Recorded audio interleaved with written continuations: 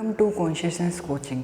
आज हम आपको एनवायरनमेंट की एक सीरीज़ चालू कर रहे हैं। एनवायरनमेंट में जो पूरा बेसिक से हाई लेवल तक जाएंगे हम। ये पूरा आपका आरआरबी, एनटीपीसी, एसएससी, सीजीएल और यूपी ट्रिपल एसएससी और पीसीएस के जितने भी स्टेट एग्ज़ाम होते हैं उन सब के लिए आपके लिए होगा। आप इस वीडियो को शेयर, लाइक और सब्सक्राइब करें। और आज से हम आपको एनवायरनमेंट का एक टॉपिक है, ये पूरे इसके जो खुद मैंने जो मेरे नोट्स बने हुए हैं उनसे मैं आपको पढ़ाऊँगा एनवायरनमेंट के बारे में। तो सबसे पहले एनवायरनमेंट की हेडिंग डालते हैं, एनवायरनमेंट। ठीक है, तो एनवायरनमेंट के सबसे पहले देखते हैं कि एनवायरनमेंट का मतलब क्या होता है।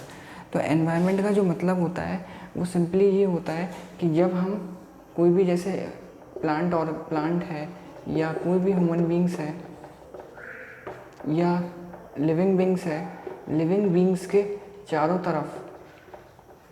तरफ का एरिया जो होता है, चारों तरफ का एरिया वो जो होता है वो आपका कहलाता है एनवायरनमेंट। जैसे अगर ह्यूमंस या लिविंग बींग्स के अगर हम चारों तरफ का एरिया देखें तो वहाँ क्या क्या आएगा, वहाँ आएगा आपका सन, ठीक है, प्लांट, वाटर और क्या आएगा, सन हो गया, प्लांट हो गया, वाटर हो गया और जैसे कि सॉइल हो गया। ये सब क्या आएंगे आपके, ये सब आपके एनवायरनमेंट में इंक्लूड होंगे। ठीक है, इतना क्लियर हुआ एनवायरनमेंट का। फिर हम ये देखते हैं कि एनवायरनमेंट डे कब मनाया जाता है, ये भी आपको पता होना चाहिए। एनवायरनमेंट डे जो होता है वो 5 जून को मनाया जाता है, 5 जून को। ठीक है, we have to celebrate the environment day on 5 June. ठीक है, ये हो गया। अब आपका जैसे क्या है कि पर्यावरण, हाँ ये आपको एक पता होना चाहिए, एनवायरनमेंट प्रोटेक्शन एक्ट आया था। ये आपको बहुत इंपॉर्टेंट है कि एनवायरनमेंट प्रोटेक्शन एक्ट ये 1986 में आया था। 1986 ये आया किस लिए था, हो क्या रहा था कि इस समय जब हम लोग अपने देश में देख रहे थे तब उस समय क्या देखा जा रहा था, हमारे एनवायरनमेंट से रिलेटेड जितने भी इश्यू थे उसको रिजॉल्व करने के लिए कोई एक्ट नहीं था। तो उनको एक्ट बनाने के लिए, उनको उन प्रॉब्लम को सॉल्व करने के लिए हम लोगों ने एक एक्ट लाया और उस एक्ट का नाम दिया गया एनवायरनमेंट का प्रोटेक्शन होगा। और वो एक्ट आया था 1986 में। इसमें फिर हमने बहुत सारे एनवायरनमेंट से रिलेटेड प्रॉब्लम जो थी, जैसे एयर पोल्यूशन से रिलेटेड जो प्रॉब्लम थी, एयर पोल्यूशन, ठीक है, और जितने भी एनवायरनमेंट से प्रोटेक्शन जितने भी एक्ट होते हैं और भी जितने भी पोल्यूशन होते हैं, वाटर पोल्यूशन हुआ, साउंड पोल्यूशन हुआ, वो सब हमने इसमें देखा गया और इनकी कमियों को दूर करने के लिए एनवायरनमेंट प्रोटेक्शन एक्ट 1986 में आया था। ठीक है, इतना क्लियर हो। अगला देखते हैं कि पर्यावरण के कंपोनेंट कौन कौन से होते हैं। ये हमने एक नोट्स बना रखे हैं पूरे इसमें। तो अब इसमें हम देखते हैं कि पर्यावरण के कंपोनेंट कौन कौन से होते हैं, एनवायरनमेंट के कंपोनेंट। तो कंपोनेंट आपके देखते हैं इस तरह से। कंपोनेंट का मतलब क्या होता है कि एनवायरनमेंट जो है वो किन किन चीज़ों से मिलके बनता है। तो एक है आपका जैविक यानी कि बायोटिक। पहला है आपका बायोटिक, जैसे हिंदी में क्या कहते हैं, जैविक। एक हो गया आपका बायोटिक कंपोनेंट। बायोटिक कंपोनेंट में क्या आएंगे, बायोटिक मतलब आप ऐसे इसको खुद से समझ सकते हैं कि बायोटिक यानी कि बायो मतलब लिविंग ऑर्गेनिज्म, जिसमें लिविंग ऑर्गेनिज्म आते हैं। जैसे कि इसमें आपके कौन कौन से आएंगे, प्लांट आ गए, ठीक है, माइक्रो ऑर्गेनिज्म आ गए, ठीक है, और क्या आ गया आपका, प्लांट हो गए, माइक्रो ऑर्गेनिज्म हो गए, ह्यूमन बींग्स हो गए, ये सब आपके बायोटिक में आ जाएंगे। फिर आपका दूसरा आता है, दूसरा कंपोनेंट होता है अजैविक संगठन। अजैविक संगठन का मतलब क्या होता है, ए बायोटिक कंपोनेंट। ए बायोटिक कंपोनेंट में मतलब क्या होंगे, ए बायोटिक कंपोनेंट में सिंपली आपके यही होंगे जो नॉन लिविंग थिंग है। नॉन लिविंग थिंग जैसे कि आपके हो गए सन, सॉइल, वाटर, ये सब क्या है आपके, एयर, ये सब आपके क्या है, ये सब आपके नॉन कंपोनेंट है, ए बायोटिक कंपोनेंट है आपके ये। तो ये सब क्या है, ए बायोटिक कंपोनेंट है और ये जिनके एग्जांपल है सन, सॉइल, वाटर और एयर। ये थोड़ा ओवरव्यू आपको दे रहे हैं जिस वजह से आपको पता चले कि अगर कोई भी बेसिक से सवाल बन जाए, वो ये भी सवाल बन सकता है कि एनवायरनमेंट के जो कंपोनेंट हैं वो कितने तरह के होते हैं, बायोटिक और ए बायोटिक। तो इनसे भी आपको आ सकते सवाल। ठीक है, अगला आपकी हेडिंग है ऊर्जा संगठन।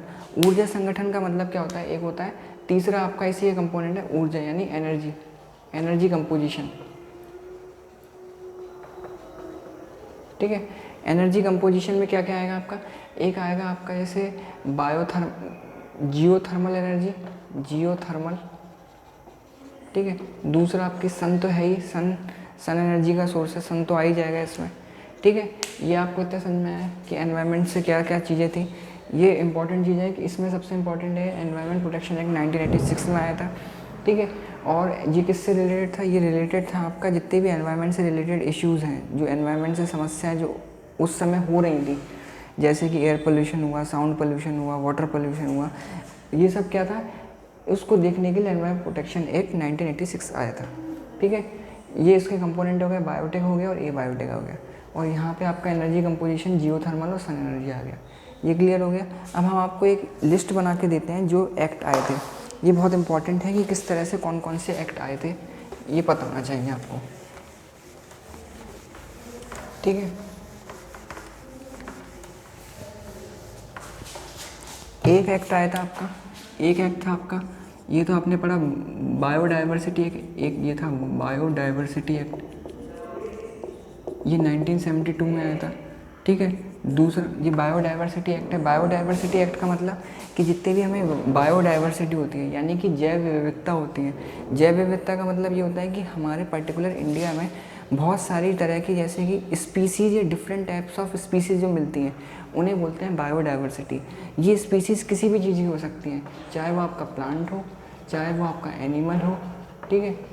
ये दोनों की हो सकती है, प्लांट और एनिमल दोनों बायोडाइवर्सिटी में इंक्लूड होंगे। तो बायोडाइवर्सिटी के एक्ट 1972 में आया था, ठीक है। इसी के बाद 1973 में एक एक्ट आया था जिसका नाम था ये थोड़ा साउंड ट्रैफिक की वजह से। दूसरा बताया था आपको प्रोजेक्ट टाइगर। प्रोजेक्ट टाइगर आया था 1973 में। 1973 में हो क्या रहा था कि इस समय जब 1970 के आसपास के एरिया में इस समय के टाइम में क्या हो रहा था कि हम लोग जो टाइगर की पॉपुलेशन है उससे संबंधित कोई लॉ ही नहीं आ रहा था, और टाइगर की पॉपुलेशन दिन पे दिन कम होती आ रही थी। तो उसको देखने के लिए हम लोगों ने प्रोजेक्ट टाइगर लाए थे 1973 में, ठीक है। इसके बाद आपको ये बात पता होना चाहिए कि इसी के 20 साल बाद आया था प्रोजेक्ट एलिफेंट। ये एलिफेंट की पॉपुलेशन से संबंधित था, ये 1993 में आया था, ठीक है। क्लियर हुआ। तीसरा आपको हम ये बता ही चुके हैं, एनवायरनमेंट प्रोटेक्शन एक्ट, ये हम आपको बता ही चुके हैं। एनवायरनमेंट प्रोटेक्शन एक्ट कब आया था? तो 1986 में आया था, ठीक है। क्लियर हुआ। 1, 2, 3 और 4 ये आपको पता होना चाहिए पॉइंट, ठीक है। आगे चलें। आगे अब आपको अगला पार्ट मिलेगा एनवायरनमेंट का दूसरा लेक्चर। आप इस चैनल को सब्सक्राइब, लाइक और शेयर करें। Thank you guys.